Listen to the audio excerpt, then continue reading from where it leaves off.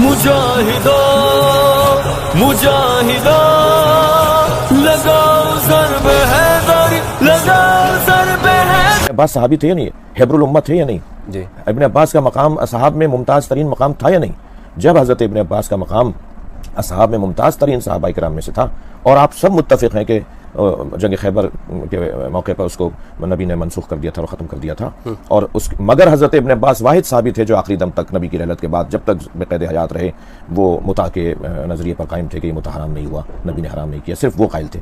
तो असहाबी कन नजुम बिअय्यिहिम इक़्तदैतु बहतदैतु, सहाबी सितारों की तरह है, किसी एक के पीछे भी लग जाओगे तो हिदायत याफ्ता हो। तो हम हज़रत इब्ने अब्बास के पीछे लगे हुए, तो फिर हमें क्यों ज़ना की निस्बत और मुता को एक हराम काम की निस्बत दी जाती।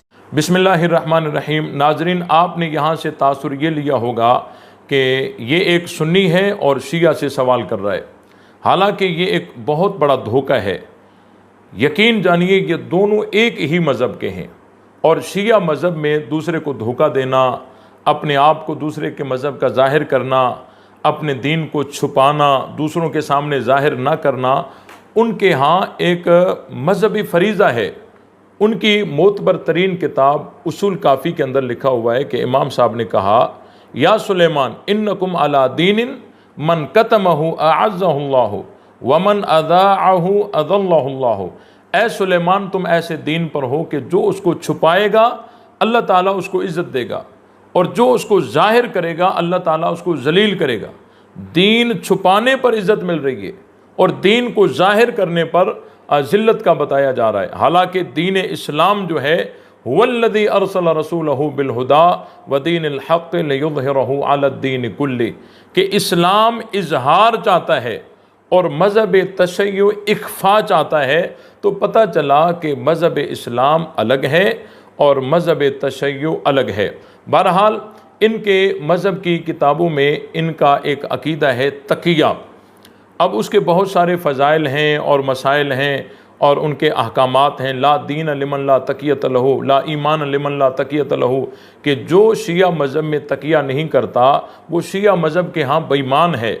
और मल्ला यहदुरुल फ़क़ी में यहाँ तक लिखा गया है कि मन सल्ला माअहुम फ़ि सफ़्फ़िल अव्वल कान कमन सल्ला खल्फ़ रसूलिल्लाहि सल्लल्लाहु अलैहि वसल्लम फ़ि सफ़्फ़िल अव्वल।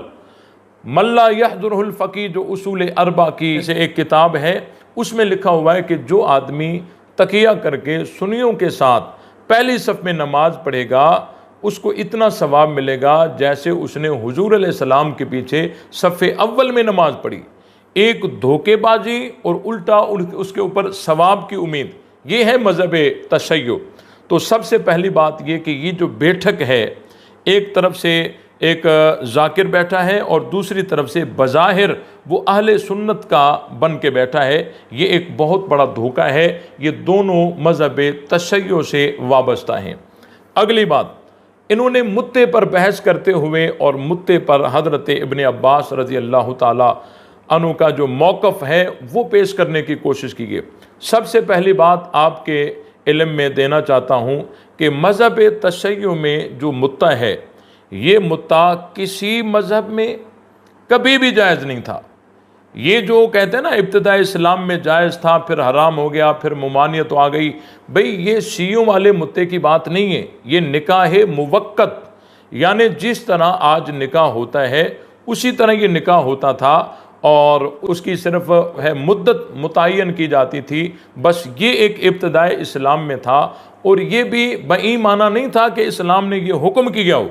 हाँ, ये था कि ये दौरे जहालत से चला आ रहा था, इस्लाम ने अभी तक इसकी मुमानियत नहीं की थी। जिस तरह इब्तिदाए इस्लाम में शराब की हुर्मत नहीं थी, लोग शराब पीते थे।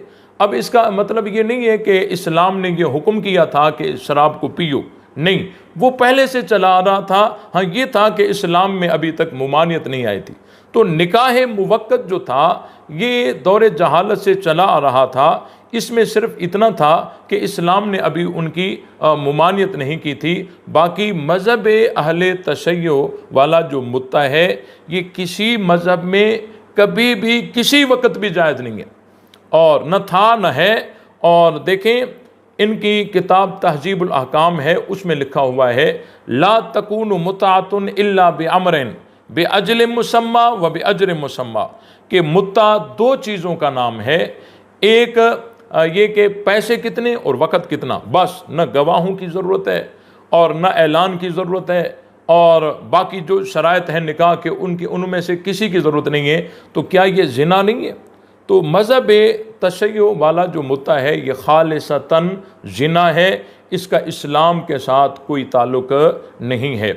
और बाकी रही बात कि हज़रत इब्न अब्बास रज़ी अल्लाह ताला अन्हु के मुतालिक जो कहा गया है, वो हिल्लत मुत्ता का जो फतवा देते थे वो निकाह मुवक्कत का मसला था, उसका वो शान वरूद है। आप ज़रा समात फरमाएँ कि हज़रत अब्दुल्ला बिन अब्बास रज़ी अल्लाह ताला अन्हु की विलादत हिजरत से 1 या 2 साल कबल हुई, और हज़रत अब्दुल्ला बिन अब्बास रज़ी अल्लाह ताला अन्हु 8 या 9 साल की उम्र तक अपने वालिद गिरामी के साथ मक्का ही में रहे, और फ़तेह मक्का के बाद जब 8 हिजरी में हज़रत अब्बास रज़ी अल्लाह ताला अन्हु अपने अहल अयाल के साथ हिजरत करके मदीना आ रहे थे, उनके साथ हज़रत अब्दुल्ला बिन अब्बास रज़ी अल्लाह ताला अन्हु भी मदीना में आए। अब जब हज़रत अब्दुल्ला बिन अब्बास रज़ी अल्लाह ताला अन्हु मदीना में आए, तो उनके मदीना में आने से पहले वो ग़ज़वा खैबर जिसमें हुर्मत मुत्ता का ऐलान हो चुका था, वो हज़रत अब्दुल्ला बिन अब्बास रज़ी अल्लाह ताला अन्हु के मदीना आने से पहले वो ग़ज़वा हो चुका था। तो हज़रत इब्न अब्बास रज़ी अल्लाह ताला अन्हु ने हुज़ूर अलैहिस्सलाम से बज़ाते खुद मुत्ते के बारे में कोई मौक़िफ़ नहीं सुना था, लेकिन वो मुत्ता वो निकाह मुवक्कत है, ये शियों वाला मुत्ता नहीं है, वो निकाह मुवक्कत था। अब उसमें हज़रत इब्न अब्बास रज़ी अल्लाह ताला अन्हु उनकी हिल्लत का फतवा देते थे, लेकिन जब कुरान मजीद की ये आयत नाज़िल हुई, सूरह मोमिनून है और 18वां पारा है, अल्लाह ताला ने कुरान मजीद में फरमाया, वल्लज़ीना हुम लिफ़ुरूजिहिम हाफ़िज़ून इल्ला अला अज़वाजिहिम औ मा मलकत अयमानुहुम फ़इन्नहुम गैरु मलूमिन फ़मन इब्तग़ा वराअ ज़ालिका फ़उलाइका हुमुल आदून।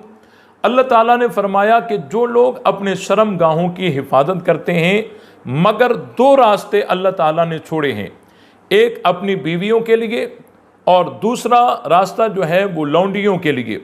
अब ये 2 सूरतें मुस्तस्ना हैं, इनके अलावा तीसरी और कोई सूरत नहीं है। अब अल्लाह ताला आगे फरमाते हैं, फ़मन इब्तग़ा वराअ ज़ालिक फ़उलाइका हुमुल आदून, और जो इन 2 रास्तों के अलावा कोई तीसरा रास्ता अख्तियार करता है वो हद से तजावुज़ करने वाला है। तो मज़हब तशय्यो में ये जो निकाह है, इस निकाह की हैसियत ज़िना से बढ़कर और कुछ भी नहीं है। अब ये तासुर दिया जाता है कि देखो जी ये भी एक निकाह है और ये भी एक निकाह है, ये बहुत खालिसतन एक झूठ और गलत बयानी है। अगर मुत्ता निकाह होता तो जिस आदमी की 4 बीवियां पहले से हैं तो उसको मुत्ते की मुमानियत होती शिया मज़हब में। हालांकि शिया मज़हब में जिसकी 4 बीवियां पहले से हैं वो भी मुत्ता कर सकता है। इससे पता चला कि मुत्ता निकाह नहीं है। शियों वाला मुत्ता अगर निकाह होता तो 4 शादियां करने वाला उसको शिया मज़हब कभी मुत्ते की इजाज़त न देता, लेकिन फिर भी वो इजाज़त दे रहा है। इससे पता चला ये मुत्ता जो है ये निकाह नहीं है, ये खालिसतन ज़िना है। बाकी रही बात कि हज़रत इब्न अब्बास रज़ी अल्लाह ताला अन्हु को पहले ये पता नहीं था, लेकिन जब कुरान मजीद की ये आयत नाज़िल हुई तो तिरमिज़ी शरीफ में मौजूद है, हज़रत इब्न अब्बास रज़ी अल्लाह ताला अन्हु ने इस आयत के नुज़ूल के बाद फरमाया, कुल्लु फ़र्जिन सिवा हुमा हरामुन, कि हर फ़र्ज हर शर्मगाह जो इन 2 के अलावा है, यानी बीवियाँ और लौंडियाँ, इनके अलावा है वो हराम है। हज़रत अली रज़ी अल्लाह ताला अन्हु ने उनको समझाया, बाकी सहाबा ने बताया, कुरान की ये आयत आई। उसके बाद हज़रत इब्न अब्बास ने रुजू किया है। मज़हब अहले सुन्नत की बहुत सारी किताबों में उसके रुजू का आया है। अब जो आदमी ये कहता है कि आखिरी वक़्त तक हज़रत इब्न अब्बास इसी मसले पे कायम रहे, आखिरी वक़्त तक, भाई झूठ बोलने से आदमी को कभी कोई शर्म आनी चाहिए, लेकिन ये ऐसे ढीठ हैं कि गलत बयानी भी ऐसे धड़ेले से करते हैं कि जैसे कोई आम सुने कि ये बड़ी हक बयानी हो रही है। ये इंतहाई झूठा, मक्कार और धोखेबाज मज़हब है और झूठ बोलकर ये अवाम को धोखा दे रहा है। देखो हज़रत इब्न अब्बास आखिरी वक्त तक इसी मसले पे कायम रहे। ये कितना बड़ा झूठ है। हज़रत इब्न अब्बास का हिल्लत वाला फतवा वो भी तुम्हारे फ़ायदे का नहीं है, वो भी तो निकाह मुवक्कत के लिए था। तुम्हारा मुद्दा तो इस्लाम में कभी जायज़ नहीं था। और उसके बाद हज़रत इब्न अब्बास का रुजू भी साबित है। और उसके बाद हज़रत इब्न अब्बास रज़ी अल्लाह ताला अन्हु ने रुजू किया और हज़रत अली ने समझा। अब देखें यहाँ पर यह कहता है कि इस मसले में हम इब्न अब्बास के पीछे, ला हौला वला कुव्वता इल्ला बिल्लाहिल अलीय्यिल अज़ीम। सारी दुनिया को तुमने कहा कि हम इमामों के पीछे हैं, इमामों के पीछे हैं, लेकिन आपने 12 इमामों को छोड़कर और मुत्ते वाले मसले में इब्न अब्बास की तकलीद क्यों की? जनाब ये भी तो ज़रा कौम को बताइए ना, और वो भी धोखे के साथ। लिहाजा मैं अवाम अहले सुन्नत को होशियार करना चाहता हूँ कि इनके धोखों से होशियार रहें और ये अपने आप को सुन्नी मज़हब का ज़ाहिर करके और आगे तबलीग कर रहे हैं ताकि अहले सुन्नत को गुमराह किया जाए। अल्लाह ताला हम सब को हक़ समझकर उस पर अमल करने की तौफ़ीक़ अता फरमाए। ये मेरी बात एक जहन में भी रहे। देखें यहाँ एक और बात है, वो ये बात है कि हम निकाह को जायज़ कहते हैं और हमसे अगर कोई पूछेगा कि भाई आपकी कितनी बेटियां हैं, हम बताएंगे कि भाई इतनी बेटियां हैं। फिर कोई पूछेगा कि भाई उनके निकाह आपने करवाए हैं या नहीं करवाए, या किन का निकाह हुआ है, किसके साथ हुआ है, तो हम बग़ैर किसी जो है झिझक के हम बता देंगे, क्योंकि हमारी इस बेटी का निकाह उसके साथ हुआ है, इस बेटी का निकाह उसके साथ हुआ है। अब ये सोचने की बात है।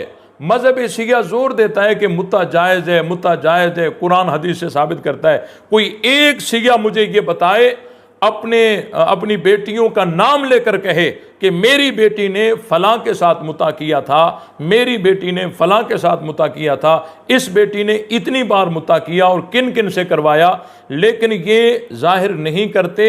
इससे पता चला अंदर अंदर से ये भी इसको गलत समझते हैं, लेकिन कौम को धोखा देने के लिए और अवाम की बेटियों की इज्जतों के साथ खेलने के लिए गलत बयानियां भी करते रहते हैं। वगरना कोई एक जाकिर मेंबर पर खड़ा हो जाए और कहे कि मेरी इतनी बेटियां हैं और उन्होंने फलां फलां से मुता किया और इतनी बार करवाया, कभी नहीं बताएगा। इससे पता चला ये अंदर अंदर में इसको गलत मानते हैं, लेकिन अवाम को बताते नहीं। इसलिए हम सबको चाहिए कि हम उलमाए हक़ के साथ वाबस्ता रहें और अल्लाह ताला हम सबको इनके धोखे से बचाए और दीन हक़ पर कायम और दायम रखे। अल्लाह ताला हम सबको हक़ समझकर उस पर अमल करने की तौफ़ीक़ बख्शे।